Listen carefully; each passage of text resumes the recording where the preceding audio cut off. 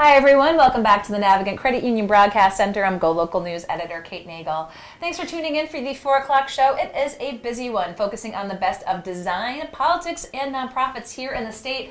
But speaking of design, I would like to welcome a frequent guest, Robin Garceau with Robin Garceau Interior Design and Real Estate. Thanks for joining us today. You're welcome. I appreciate it. Welcome to 2019. Yes. I like having you in talking about design because there's always the best of new trends, but then there's the fundamentals, if you will, when you're looking to have a new design build. And today, let's talk about tile. Yes. Now, this is an interesting subject matter because there's so much involved with it, beginning with even the type of tile that you might be thinking of using in whichever room. So porcelain, ceramic, stone, a glass. I mean, where do we even begin? Well, I chose this subject today because we've been doing a series of topics for construction, new construction and renovation. And people don't realize how complicated tile can get. But once tile is installed, you really don't want to be ripping it out. So one of the things I do is work with the clients to ensure every step of the way it's done well and done correctly. So yes, there's porcelain, there's ceramic, there's glass, there's pebble, and there's natural stone. There's more, obviously, but those are the basics. And the difference between porcelain and ceramic, porcelain is definitely more stronger material.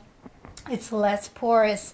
It doesn't chip as easily. So personally, I prefer, it is a little more expensive than ceramic, but personally, I like porcelain better than ceramic. Then you have the natural stones, which are absolutely beautiful, but they do stain. You have to seal it correctly. Okay. They are very porous.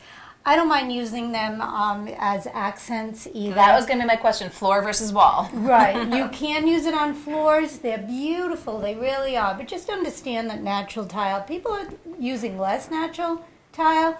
But I will say, when you do it right and you do it correctly, it is gorgeous, but it is an upkeep and maintenance issue. The pebble tiles are great. Everybody loves the pebble tiles on floors, but there are so many times where it looks completely different installed than what you see on a sample. Always ask, number one, for a finished sample, something that might be grouted and sealed, because those pebbles, depending on how close they are, tends to suck up the grout. So sometimes they completely almost disappear and all you see are little tops of them. So it's, I'm really sure, very important to actually see a sample and not go off of simply a magazine or an online image. Absolutely. Even samples at your tile store, if it's not grouted and sealed, it can look very different. And so you can probably get inspiration from looking online, looking in magazines, but as you said, when you get to that practical matter, obviously looking and making sure you have a sample. So let's talk about that design. When people come with you, when you have clients that talk about what it is that they're looking to accomplish, there's a lot to incorporate with the layout of tiles. It is. And you also have to think of the type of tile integrated into your design. So you can mix tiles, obviously, with glass and porcelain, natural stone. But when you're choosing the design, you have to understand that there are different thicknesses and how things are going to lay out. If you want a design element, a herringbone, you have to understand, okay, which way is the herringbone going to point? Is it going to point up? Is it going to point sideways? Because there is a direction to that. If you're doing like a picture frame or a strip in your shower or something on your floor, how is it going to be edged out? Does it need an edging? Will they be able to match the tile thicknesses? Will they have to build it out in the back? So there's a lot of different elements that you have to think about when you're designing the actual tile.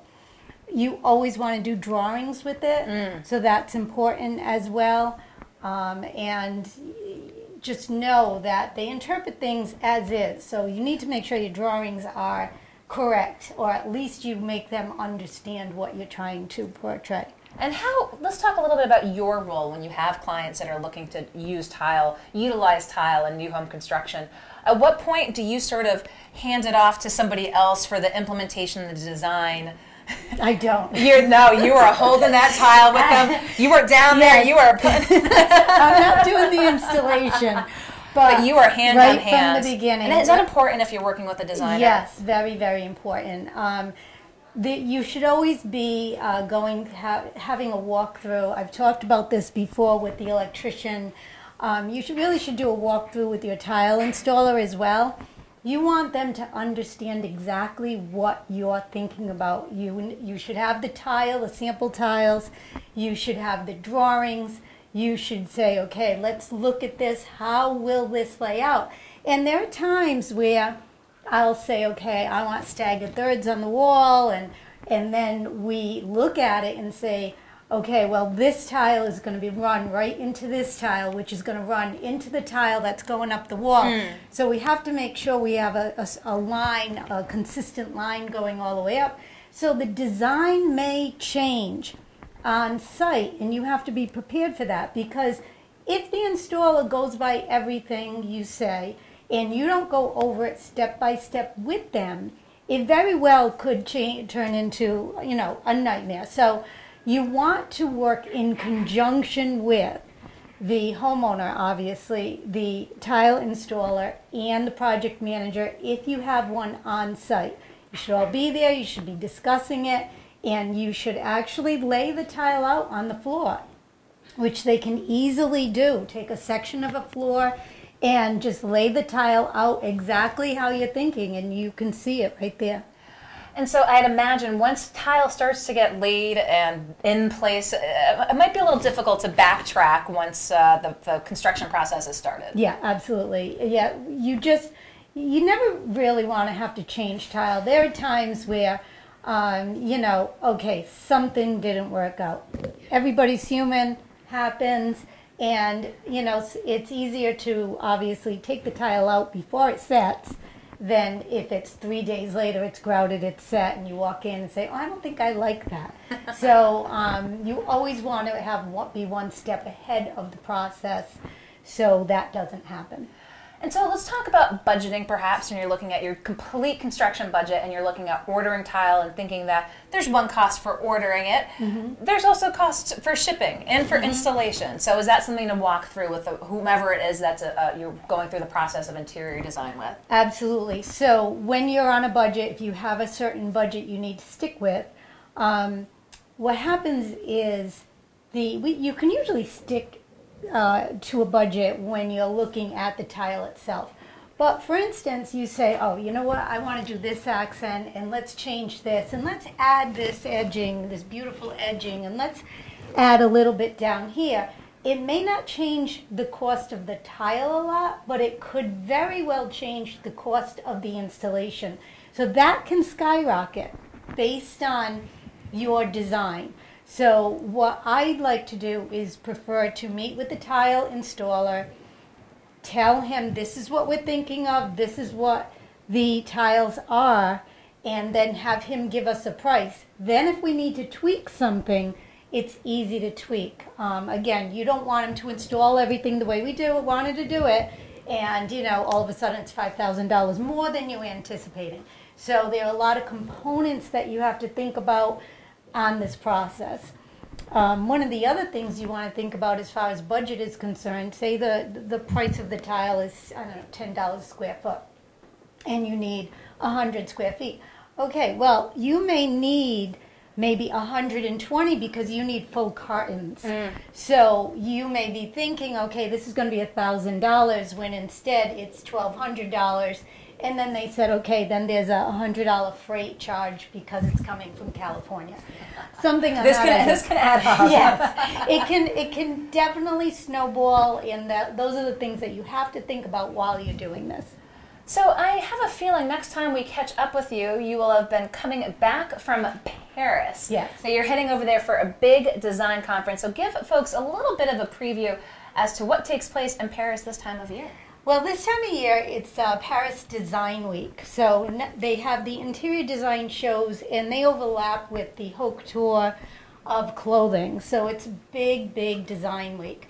So I go, this will be my second time going, and I go to the different shows to see what the most current trends are and what the European feels are like, what is interesting and different that I could bring back to my clients here. A lot of it is color and furniture and lighting that you may not normally see anywhere in the state. So you know that, okay, let's bring it back. Or also antiques. It's very, the antiquing out there is just amazing. I can only imagine in Europe, the antiquing is at a whole new level out there. Mm-hmm. So we'll get a report from you when you are back from Paris, but I appreciate your taking the time to come in and walk through the different facets of new home construction and design, and of course tiles. Who knew tiles could be so complicated? Obviously you know how complicated tiles could be. Well, Robin Garceau with Robin Garceau Interior Design and Real Estate, thank you so much for joining us today. Thank you so much. Don't go anywhere. We're going to be right back here in the Navigant Credit Union Broadcast Center to talk politics.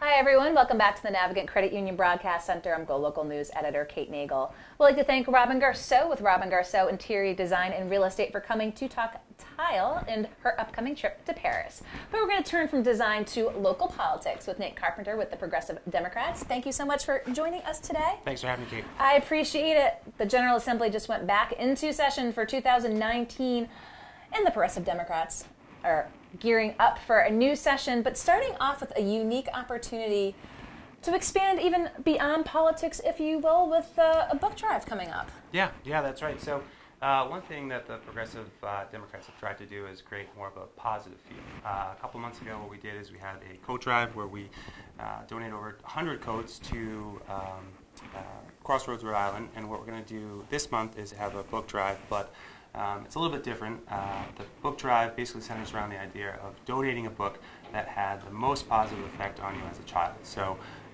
doesn't matter, it's not age specific, so it can be anything from The Giving Tree all the way up to Catcher in the Rye. Whatever had the most positive effect on you as a child, we'd love to have you come by January 10th at the Wild Colonial.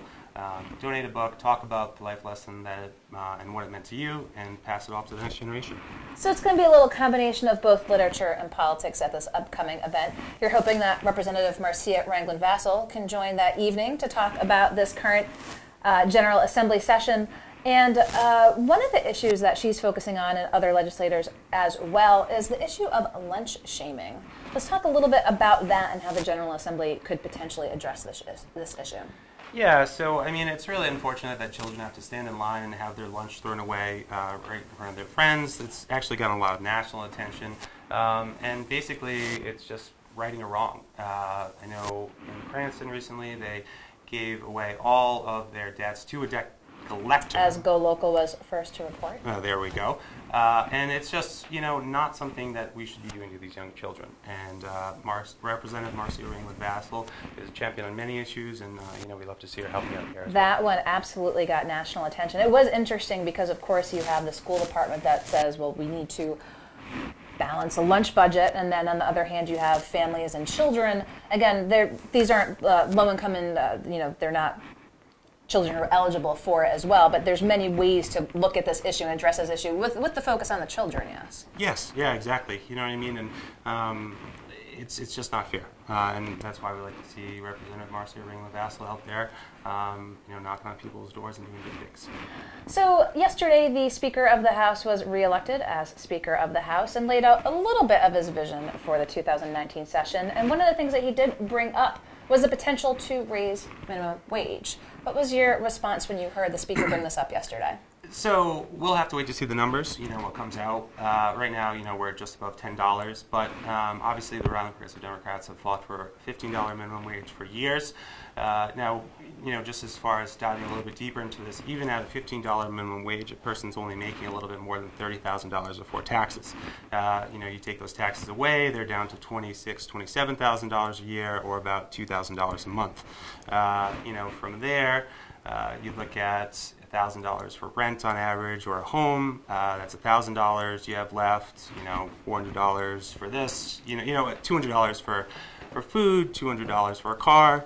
You have very little money left, and even at $15 an hour, it's very hard to survive. So we hope that House Speaker Mattiello is able to raise this to $15 an hour incrementally over a few years, but $11 an hour, an increase to $11 an hour isn't exactly where we would like to see it. As you mentioned, several legislators have talked about that incremental change. So is that really going to be that battle of how much and when?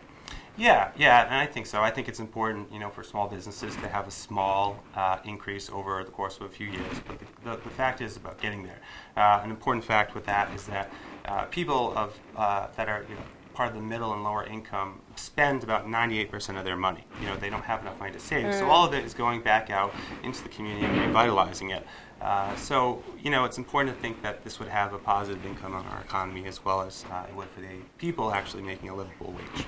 So let's talk a little bit while we have you here in studio about the broader agenda looking forward this session for the Progressive Democrats. Obviously talked about minimum wage, talked about lunch shaming. What else can we expect to hear in terms of policy proposals and position statements? So the Reproductive Health Care Act is obviously something that needs to be addressed. We know what's going on down in Washington with the Supreme Court justices. This needs to be codified at the state level. The analogy that I make to people is I wore a seatbelt on the way here. We have state laws as well as federal laws to have protection. I wore a seatbelt here, not in anticipation of a crash, but in the anticipation of the possibility of a crash. And that's why we codify state laws. The likelihood of Roe versus Wade being overturned is very high, and we need that safety net. And we look at both Senate President Ruggiero as well as House Speaker Nicholas Mattiello to make those changes. Two people that have been endorsed by Right to Life year in and year out. And this is something that people don't know, but this is something that has to change. Any other issues you want to talk about while we have you here? So one thing that the Progressive Democrats are going to be looking at is actually working a lot more towards global warming. Global warming is obviously it could be one of the biggest factors that we have to face over the course of our lifetimes. The Intergovernmental Panel for Climate Change gave us about 12 years to begin to work on these issues and get us down to pre-industrial levels. We are the ocean states. We cannot deal with rising seas, and we need to start addressing these things immediately. I don't know how many climate deniers there are in the State House. You might be able to tell me that. But if you're up there, you're not doing your constituents justice. You know, marijuana legalization is another one. We see people in, to the north of us, being in Massachusetts, having legalized marijuana, and we're playing catch-up. They have a $15 an hour minimum wage that they're going to hit in a couple of years, and they also have marijuana legalization. Why people are relocating to Massachusetts, you know, the answer is pretty clear. And, you know, I think that we need to kind of get ahead of the curve and have some real progressive ideas that we set forth in the 2019 session. Well, I appreciate your coming in today to talk a little bit about the year ahead. Again, this unique book drive coming up will provide all the details for that if you're looking to find out more about the Rhode Island Progressive Democrats agenda. Hear from some legislators, talk with some individuals. We'll have the, again, event information up for you as well. And Nate Carpenter, I'm sure we'll have you back in studio at some point soon. So thank you so much for taking the time to come in. And again, design, politics, we're going to go to nonprofits now. So don't go anywhere. We'll be right back here in the Navigant Credit Union Broadcast Center.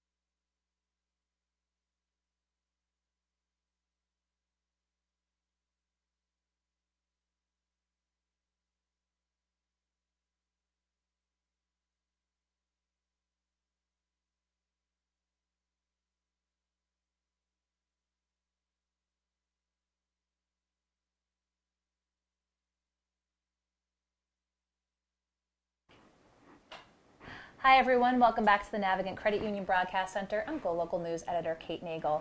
Would like to thank Robin Garceau, Nate Carpenter for coming in for politics and design, but now we're going to talk about nonprofits and a little boy who had a profound impact on Rhode Island, the country, and the entire world. Melissa Murray, Dorian Murray's mother, for D Strong, is going to be celebrating D Strong 11 in Heaven this weekend. Thank you for joining us today. Thank you so much for having me on. Just remembering the legacy of Dorian and celebrating what would have been his 11th birthday. And his life, his legacy, and what he's meant to so many people. So let's talk a little bit about kind of what you want this event to be. Sure. So this is Dorian's 11th birthday, or he would be 11 had he survived his cancer. And it's his third birthday in heaven, and this year, although my family and my close friends, we celebrate him every year in our special way, I thought it would be a really great opportunity to celebrate Dorian for the community and to do a fundraising event. And so we're just celebrating his life at the Skyline in Providence, here in Providence on Friday. And we're going to have a really great time. We want it to be full of laughter and love and memories of Dorian. So we have some comedians coming in. They're going to make us laugh. We have a doctor of mind tricks, if you will, and he's going to come and play some tricks on people and get them using their brains. And we're just going to share stories and remember Dorian on his 11th birthday. And so tell us a little bit, again, the impact and the D-Strong movement when he was fighting such the courageous battle that really garnered the attention of folks around the world, of his just bravery and people who really wanted to support him. I imagine you still have to hear from folks who say what an impact his life has had on theirs. Yeah, every day people reach out and they just remind me of how much love Dorian brought to them, and they share stories where they're having a hard time in their life, and they remember Dorian and how he impacted them and gives them strength to keep going. And it's wonderful. Dorian has been gone almost 3 years. March will be 3 years. And the fact that people are still touched by him and moved by him, it makes me, as his mom, know that he was that special to people. And would he have liked a big birthday party Of for course 11? He would have. Of course, absolutely. One of the hard things about him being gone is there's so many where would we be, or what would he want for a birthday this year? Before it was Pokemon and Legos, but this year it might be Fortnite or whatever it is that kids play with these days. So there's always these, where would we be and what would we be doing? But I think he would love this. I do. And let's talk a little bit about where the foundation is at and where the foundation is going. Again, keeping Dorian front and center with, pediatric cancer battles that many families face. Let's talk a little bit about where the foundation is at now. Yeah, so the foundation's doing really well. We're really happy with where things are going and the families that we're able to support. In 2018, we were able to provide 12 meals to the inpatient children at Hasbro Children's Hospital, partnering with the Izzy Foundation on that. And we've helped about 17 families in 2018 financially with whatever struggles it is that they have, be it rent payments, mortgage payments, car payments, and then just emotional support as well. There are so many moms and parents in general who will reach out to me just looking for that, you've been through this, and now I'm going through it with my children, how can you help? So I'm really grateful and thankful that Dorian gave us this opportunity to be that person for people in Rhode Island who are dealing with a cancer diagnosis. Do you think, for families who aren't going through it, do they understand the complexities involved for a family who has got a child in this brave battle between spouses, siblings, between hospital visits and just day-to-day life? I don't think that anyone can fully understand what something is like until you're immersed in it. I know I certainly didn't before Dorian got sick. I had no idea what was involved with treatments. I had no idea how it would impact us financially and emotionally. And, I don't think anybody can ever be prepared for that. So, no, I don't think non-cancer families fully get it, but then I wouldn't fully get, an autism family. I have close friends that go through autism, they're with their children, and I have no idea what that's like. So I think it's important, though, to have the connection to other parents who go what you go through. And so that's another level of what the foundation does, is we connect these families with veteran parents of children with cancer. So I think it's important to have that as part of it. And so with this D-Strong 11 in Heaven celebration taking place this weekend, I'm sure a lot of remembrances of Dorian and video and photos and tributes will be part of this as well. Absolutely, yep. We have a special little, on the tables we'll have little frames of Dorian and then some filled with pictures of him and some cancer facts that I think people should be aware of. And of course we'll be sharing his memories.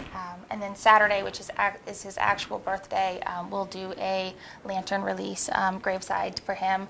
And then my close family and friends will have a private celebration for that as well.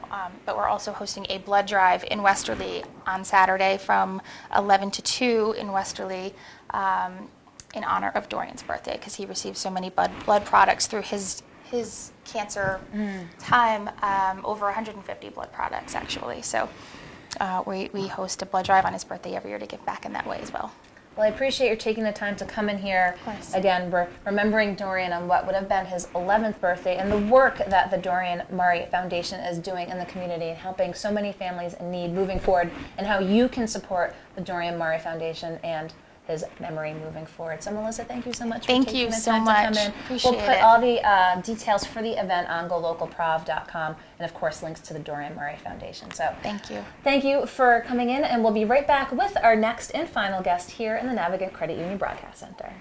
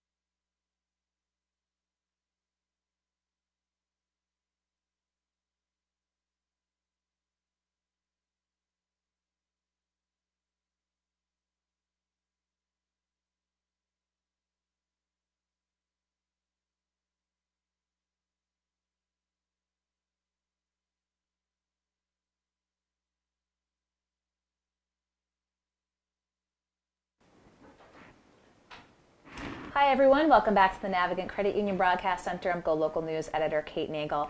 I'd like to thank Robin Garceau, Nate Carpenter, and Jennifer Crane for coming in, and also our last and final guest, Victoria Strang with the Rhode Island Interfaith Coalition to Reduce Poverty, about this upcoming Tuesday's Interfaith Vigil. Thank you so much for joining us today. Thanks for having me. I appreciate your taking time out, because I can only imagine how busy it is getting ready for this big event that takes place, the now 11th annual one, up at the State House, where elected officials will join clergy and laypersons with a vigil at the State House to bring attention to the issue of poverty across all denominations. So tell us a little bit about the importance of this event in the coalition's year-long calendar. Yeah, so this is our first event of the year. It is one of the most important. It's at the start of the legislative session, and it's something that over the 11 years that we've been involved in Rhode Island is something that people look forward to. They know it's happening the first or second week in January. Last year, Governor Raimondo commented that she knows the legislative session is starting once we have this interfaith vigil. So it's the official, sort of quasi-official kickoff. It's quasi-official. So it's really great, and it's a wonderful way to bring people across the state together to talk about these really important issues. A lot of people may not know that Rhode Island actually has the highest poverty rate in New England. 12.8% of people here live in poverty. And our work is really to just bring people together to find sustainable solutions through policy to alleviate those burdens that a lot of Rhode Islanders face. And again, it's the conjunction with religious communities across denominations who really have a calling to bring attention to help those most in need. Do you think this provides sort of a good wake-up call, sort of up there to folks about the need that's here in the state? Yeah, one of my favorite things about Rhode Island is that people are very focused on community. A lot of people know each other. You go to the supermarket and you run into 10 people you know. And it's really great when you can go to the State House, you can bring 200, 300 people up there. And I think legislators really respond to that. They see these are leaders in their community, their constituents who are really engaged and activated around these issues, and they want some resolution. And it kind of holds legislators accountable to their state in office. And after this Tuesday, which will be a big event up at the State House, how often will we see you up there trying to hold these legislators accountable for the issues that are raised year in, year out? But again, here we are now in 2019, as you said, the highest poverty rate in New England. Yeah, so I go up there quite frequently. My job is also to bring people from the community up to testify, so I wouldn't be doing my job correctly if it was just me speaking on behalf of hundreds of people. So The part of my job that I like the most is actually working with people in the community to say, what are the issues that are impacting you? How can I help you give voice to those issues? A lot of people, even though Rhode Island is a small state and the state house is only an hour or two away from most people, they don't understand the process. And so if I can shepherd people to make that a little bit easier, that's a part of my job that I really enjoy. But we're going to be up there fighting for very important issues around healthcare and housing discrimination and protecting people who are undocumented. So we've got a lot on our agenda this year. And who should also think about turning out on Tuesday if they're not maybe necessarily tied with a particular church or denomination, but might have some interest in these issues? Should they just plan on going and hear what leaders have to say? Yes, definitely come out. Even though we're an interfaith coalition, we are open and welcoming to all people of all denominations and of no faith denomination. We have leaders and we have advocates from the community. One of my favorite parts about our community organizing is that we have people from other nonprofits who are interested in this work, and they want to help us because they see that faith community has a big voice. So I encourage everyone to come, bring signs, talk about the issues that are most important to you, and be ready to learn and hear. We're going to hear from Governor Raimondo as well as Senate President Dominic Ruggiero. So we're going to have them up there as well as some great faith leaders who are going to be speaking. Rabbi Sarah Mack from Temple Bethel will be giving the keynote. So we're really excited about that. And so, it's not always the easiest of worlds in which we live in. You see so much, on the news across both state and the country. Is this sort of a way to kind of grasp something as if you feel overwhelmed? There's so much out there to sort of have a bigger calling, if you will, when you're like, how can we tackle all of this? Yeah, I think the number one question I get asked the most when I'm out about in Rhode Island is how do you maintain hope, especially when you're working with people who are really struggling. And for me, my faith helps to give hope in these really dark moments, but it is also the coming together of people who are passionate and they want to help their neighbors and they want to make significant change. And I think this is a great event to kind of spark that off at the beginning of the legislative session and then find ways that you can really engage on an issue that is important to you. Well, I appreciate your taking the time to come in because, as you said, it's the unofficial kickoff of the General Assembly session, sort of sets the tone of who, again, is most in need throughout the state, how to best address the needs of all Rhode Islanders. So, again, if you're tied to a church or a practice and you want to come, or if not at all, we'll provide the information. Again, it's this coming Tuesday, but the State House is willing and open to everyone, and they'll be talking about, again, the issues this session, and I'm sure we'll be seeing you up there, Victoria, as well, and folks. So I appreciate you taking the time. As I said, I know you're very busy right now, making sure that this goes off as it always does smoothly on Tuesday. So Victoria Strang with the Rhode Island Interfaith Coalition to Reduce Poverty, thank you so much, for coming in. And you just wrap up the show here with me in studio today. So I want to thank you all for watching. If you missed Laura Afonso at 3 o'clock, she had a great food and cocktail show. And I'd like to thank again all of my guests, Robin Garceau, Nate Carpenter, Jennifer Crane, and Victoria Strang. Tomorrow, we'll have Chelsea Gay back here in studio with What's Cool, including Jim Fortier with Blueprint 5, always a good show. But in the meantime, check out GoLocalProv.com and find us on Facebook. We'll see you here tomorrow in the Navigant Credit Union Broadcast Center. I'm GoLocal News Editor Kate Nagel.